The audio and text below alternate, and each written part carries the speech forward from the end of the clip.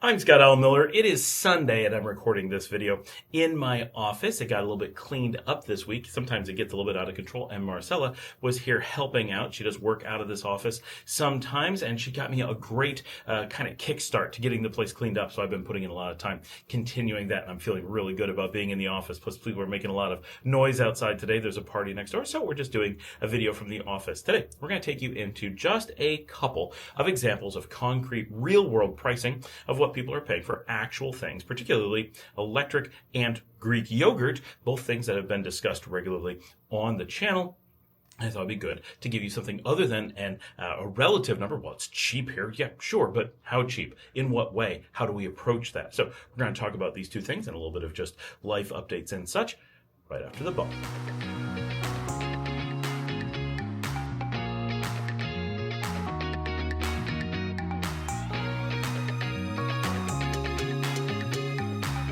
Let's start right off with a Marcela update. For those who follow along, whether on the live stream or in the WhatsApp group, you're aware she had originally gone into the hospital here in Leon on Thursday. We actually cut the live stream early so that we could take her to the hospital. There, they actually had a mistake, and instead of giving her her injection into her veins, so it is a specific vein issue because of the chemotherapy. She gets a lot of medicine in her veins that's causing a tremendous amount of vein pain for her to the point where her arm does not function. She went to get painkillers for that. They accidentally put the medicine into her arm rather than into the vein in her arm, causing her other arm to become incredibly painfully swollen and unable to move. So that was a really big disaster. She tried to hold out on Friday, actually did the cleaning in here on Friday, and was able to go to Via Via in the evening, where we filmed a Nicaragua episode with Fallen Monster, who was performing there. Good show. We had a nice time, but by the time we got back to the house, she was in incredible pain and decided that first thing on Saturday morning yesterday that she needed to take a private car because she could not handle the bus or being on her own, to take her directly to the emergency room at the oncology center at Manolo in Managua. So they did that. Manolo immediately admitted her, and today is Sunday and she is being kept there. We don't know if she'll just be there throughout the day or possibly could be up to about a week. She's in a little bit less pain now. They are able to deal with some things. They're giving her MRIs, they're giving her ultrasounds, they're giving her x-rays, so they're getting a handle on what's going on. But it's been a really rough week for her, so that is the momentary update for her. For anyone who is interested, of course, we do have her GoFundMe. She has Hodgkin's Lymphoma. She's a single mother of two, and she is stuck moving between two cities to deal with her life as she lives in Leon, but the oncology center is in Managua. So if you'd like to help her out, we really appreciate it. Her GoFundMe is in the show notes, as is anything you need to know about the show in the show notes. So what we're going to talk about today, some concrete pricing. Under normal circumstances, we deal with this relative pricing, and we just try to say, well, if you think this place is cheap, this is cheaper, but just a little bit, right? If you compare us to an El Salvador, Guatemala, right? We're just a little bit cheaper. If you compare us to the United States, we're like, oh, we're a lot cheaper. But those are very difficult numbers to work with, and when you go out and try to do something, then it becomes very, very difficult to say, well, but my lifestyle is so different than the ones that you're testing, or the approach that you're taking is not consistent, right? Sometimes there's two different ways to look at it, right? Equality and equity. In one case, we look at what does a normal lifestyle in the United States cost versus what does a normal lifestyle in Nicaragua cost, and then we have that comparison. We can also say, well, we want to take a lifestyle of one type or another and exactly replicate it in the other. And in one case, Nicaragua will look outrageously cheap, and in the other, it will look moderate, right? It won't look super expensive, but it could be way more than you're expecting. Generally, we assume when you're moving to a new country that you're going to make some adjustments, but there's not everything in your life is going to be adjusted. So if you were a Nicaraguan, there's a lot of things that you would do differently than if you're an expat under normal circumstances, moving into a country. And so there are generally things, for example, Greek yogurt is something we were going to discuss, that we may want to bring with us as something that we use all the time. Coming from New York, where most of America's Greek yogurt is made in central New York, we're used to eating it all the time. And it's very inexpensive because it doesn't have to ship very far for us to shop for it here in Nicaragua. It needs to be brought in from outside of the country. So the prices and the structure and the complexity of getting it is completely different. So we're going to start with looking at Luke's power bill. I often talk about my power bills, but of course everyone jumps on and says, well, For some reason, I'm a special case, and maybe that's true, although I don't know why I would be, and I have power bills from multiple places, so I'm not sure how I would consistently be that special case, but let's assume that I am.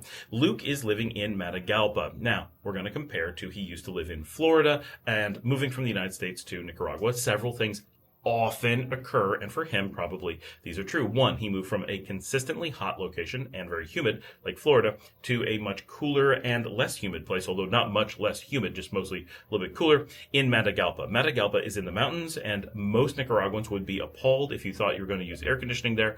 Most buildings won't have air conditioning. The entire idea that you're going to go put in air conditioning everywhere, very foreign there. Not like down here in Leon or even in Managua. It is very much a fresh air cooling city because they're 10 degrees or so cooler than us here all the time. So here, yes, we totally understand why most people are going to want air conditioning. I've got AC on right now as I'm doing this show. It would be very difficult to do it in this way without air conditioning. Having the windows open would be problematic for a lot of reasons. But in Matagalpa, absolutely, you expect that almost everyone, except for special cases, is going to be able to work on fresh air. So that cost of air conditioning is a big piece that generally doesn't exist for you there. So that's important to consider. I'm sure in Florida he had air conditioning. His house in Florida was probably many times larger than his apartment in Matagalpa. Normally, when moving to a new country like Nicaragua, we tend to downsize. Not everyone, but we tend to. So that has to be a factor, right? These are things that have changed for you. Maybe his lifestyle has changed and other things, but he just received his first monthly electric bill, so it gives him an idea of what he's going to be paying. Some of the things he does use, this is worth pointing out. One, he runs fans all the time, as is generally the case, right? Most of us, if you don't have air conditioning, are running fans. So in like Matagalpa, yeah, it's not cold. You're probably still going to run a fan. And if you're a foreigner, probably all the time. So he is, and that does use a bit of electricity. So it's not completely different than having air conditioning, but clearly air conditioning uses more than a floor fan. He also uses a suicide shower. This is the electric heating that goes inside your shower, where the shower head is actually replaced with a heater unit, and you have electric in there. It's super scary. I have some videos on it. If you've never seen it, go look up suicide shower on my channel, and you can learn about that. Very popular in this part of the world, and generally they work okay. They are not super efficient when you're using them, so that is an important electrical draw that he has going on. But unlike a full-time hot water tank, you don't have to store hot water and reheat it all the time, even if you're not home. So in some ways, it's much more efficient. If you use it very infrequently, a suicide shower is going to be crazy efficient. If you use it constantly, it's going to be very expensive to operate. So it all depends on your usage case, but most of us, this is what we use here because the houses aren't plumbed for it. But importantly, he's heating his water for his showers and such, and he has a computer which he uses all the time. Plus he has his own YouTube channel, right? So he's editing, he's doing heavy lifting, he's got cameras to charge, phones to charge, and so forth. So he's not doing anything crazy, and he's just a single person, but he's using electricity liberally. He's not worried about keeping things off. He's not like shutting off the fan, shutting off the lights, not to have electricity being used or anything like that. And his monthly bill just came. It was $597.25 Cordobas, which is roughly $16.24 US. Most people from the U.S. will be shocked to see bills that low. Now, I have a 2-bedroom, 1-bath I've talked about a bit. Typically, it's monthly electric bills between $10 and $11, so that's very much in line. He lives in all the time. He's got that fan always running. Ours has air conditioning, but almost never gets used from the air conditioning perspective, and we don't have floor fans that run all the time. We're able to open up the windows and the breeze comes straight through, so they're really not necessary unless someone's very warm at any particular moment, and we don't use it all the time. It's not someone just always there, so it has downtime where basically nothing's being used in the house. So it's easy to see why it would be less electricity than Luke's place, and there's generally no one there with a computer that's on all the time. When it is, it's a laptop and mostly just used temporarily, an hour here, an hour there. So it is a different usage pattern, but it gives you an idea that this is not an outlier from what we've seen in other places. Small apartments really can have low-cost electricity.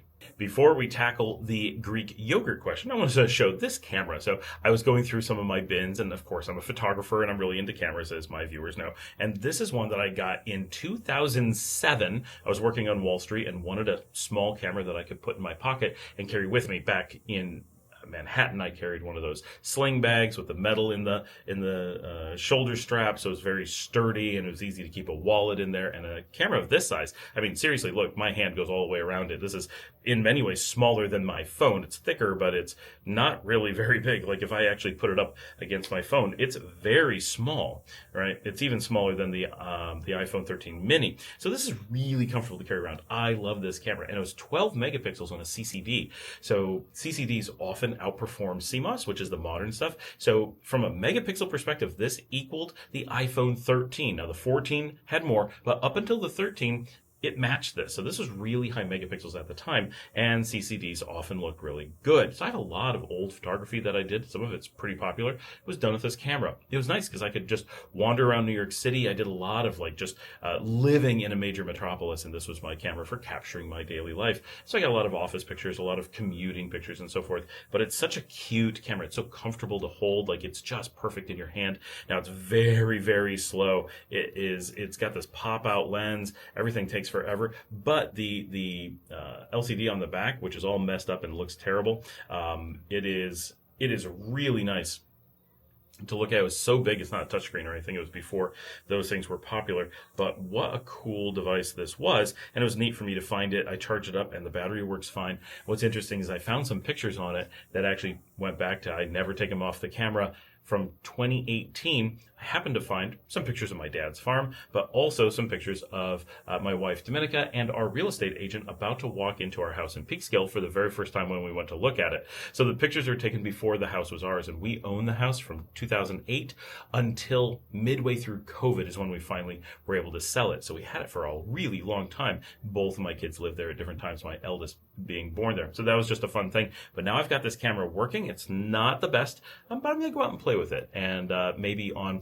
Nicaragua or on my camera channel, we may do a little feature on that sometime in the future. So just, it was fun coming through my boxes and discovering that there was some stuff in there. It's always neat to see what I have, even just in my office, let alone in storage. And this is amazing because we have not brought all of our stuff from the United States yet. That's still in storage. This is just stuff in my office that we brought in luggage in the past. I have no idea how we even managed to get this here. Now that I'm thinking about it, it's like, how crazy is it that this and an even older one that I have sitting here, I don't know if I can get it on camera, this is a one model older than this one, is a 10 megapixel from like 2005. That both of these were brought along, and we've got the batteries and the chargers. I'm like, we brought way too much stuff for sure, and we haven't even done our major move yet. Okay, so a couple of weeks ago, someone posted on the channel a note about Greek yogurt. And this is one of those things that we've discussed a bit on the channel, that in order to understand what the pricing is, you really have to understand how to shop in Nicaragua. And if you just do American things, you act like a North American, you're going to pay really high prices, even if the objects are available cheaply here. And we've talked about a lot, like how Amazon is actually available here. It's just you can't use the wrong words. You have to ask what you actually want, not ask something that you think is a reasonable proxy. Don't do that. Ask for your goal. Similarly, when people come here, one of the things that, and you can see why, right? An American would say, how do you get cheap groceries, or how do you get cheap just, I don't know, a plastic bin in the United States? Well, chances are you're going to say, let's stop into Walmart, right? And that makes sense. When you come to Nicaragua, we have Walmart. And so a lot of Americans and Canadians are like, oh, well, I want to save money. I'm just going to go to Walmart and not worry about it. But the world has flipped. In the United States, Walmart is generally the low price leader in large stores. Of course, someone can beat them from time to time. But in the big scheme of things, you're going to get great pricing at Walmart almost all the time. Sometimes the best, sometimes just okay. Rarely are you going to overpay in any significant way. So it's a no-brainer for a lot of people to use. And I understand there's a lot of people who don't want to shop at Walmart. That's fine. But if you just have that mentality and you come to Nicaragua and you're like, there's a Walmart, I need to get some stuff, it's going to be cheap. So someone said, Greek yogurt, and this was in complaining that things were expensive in Nicaragua. Greek yogurt at Managua Walmart is $5.15. Now, presumably this is a 4-pack, or those prices would just be absurd. This is the 4-pack of the regular single servings, right? But I can find it for $3.50 at the U.S. Walmart. So this is very important to understand, that what they did was a comparison of Walmart to Walmart. But in the United States, like we said, Walmart is a low-cost bargain shopping experience. That's what it is. And in Nicaragua, it is an extreme extremely high-end, expensive luxury shopping experience for what we call Managua Premium. That is the Nicaraguan term for the rich people who live in Managua and have more money to spend than they know what to do with, and they spend it frivolously to show off how much they can spend. Shops like Walmart, while useful that you could go there and potentially find things that you need, especially specialty items, is primarily a store targeted to them. This is not a store targeted towards the gringos, the expats, anything like that. This is a place for Nicaraguans who really want to have kind of a luxury and a show off that they can shop in an American store experience. Walmart does have lower cost shopping here under different brands. But Walmart is recognized as a North American brand, and so if you're going to shop there, you're going to spend extra money. No reason to avoid shopping there. Certainly go price it out. Feel free to go. I'm not discouraging people from going there, but you need to change your mentality. This is not how Nicaraguans shop. The average Nicaraguan will never set foot in Walmart. The average expat will never set foot in Walmart here. So really adjust that. So what they did was they compared a super premium shopping experience in Nicaragua to a bargain shopping experience in the United States. They also chose an item that is commonly made in the United States. Greek yogurt comes primarily from central New York, very close to where my wife is from.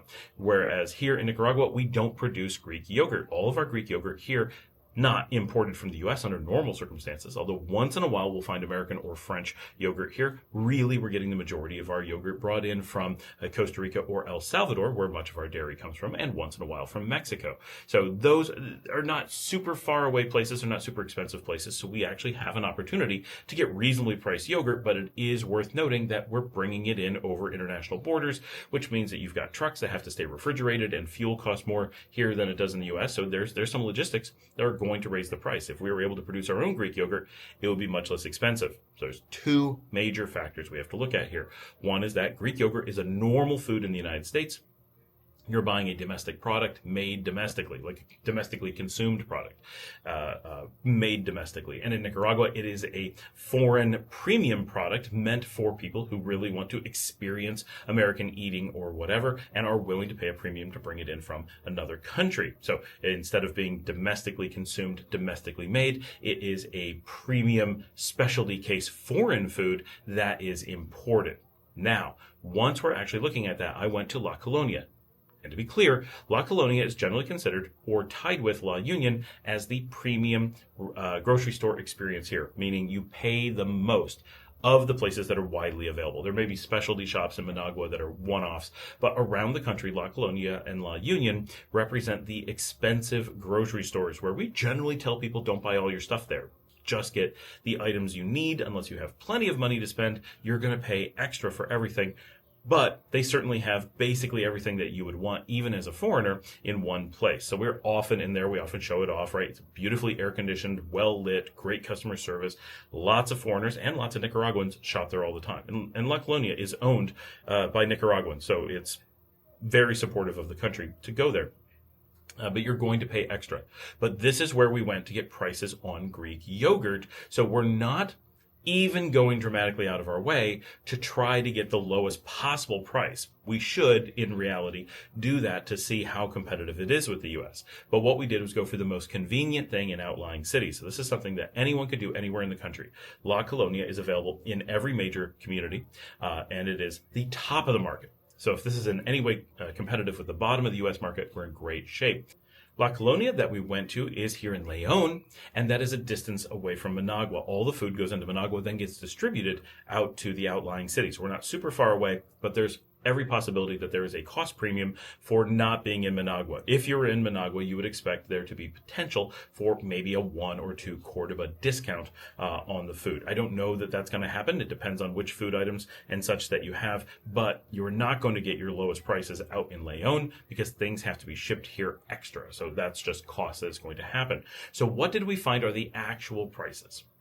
Okay, so we're here at La Colonia, and someone was asking about the prices of Greek yogurt here. So this is the standard Greek yogurt we get here. This is Yes brand, which comes from El Salvador, because we don't make it here in Nicaragua. So 52 quart, 75 for this size, the 150 grams of Greek yogurt. And then you can get these big ones, which are a kilogram, right? It's a pretty good size, for what looks like $197.50. So that is the current price of Greek yogurt here at La Colonia. Of course, you can hunt around and probably find it a little bit cheaper, but not a lot of places carry Greek yogurt, so you pretty much are going to come here to get it. And that gives you an idea of the price.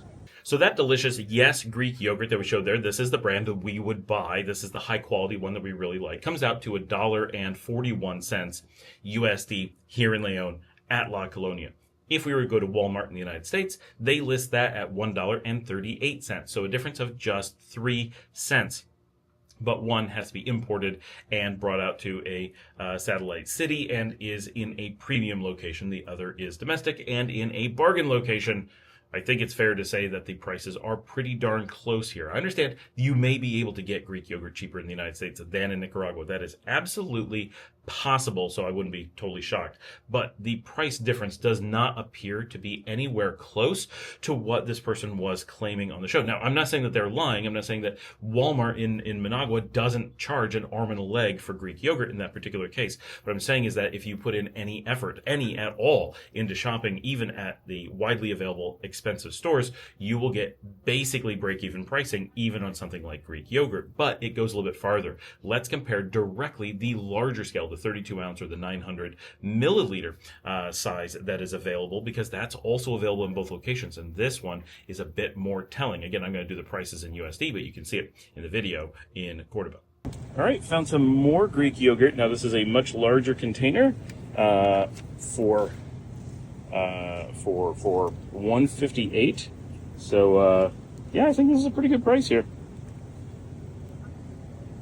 That is 900 grams, almost a liter.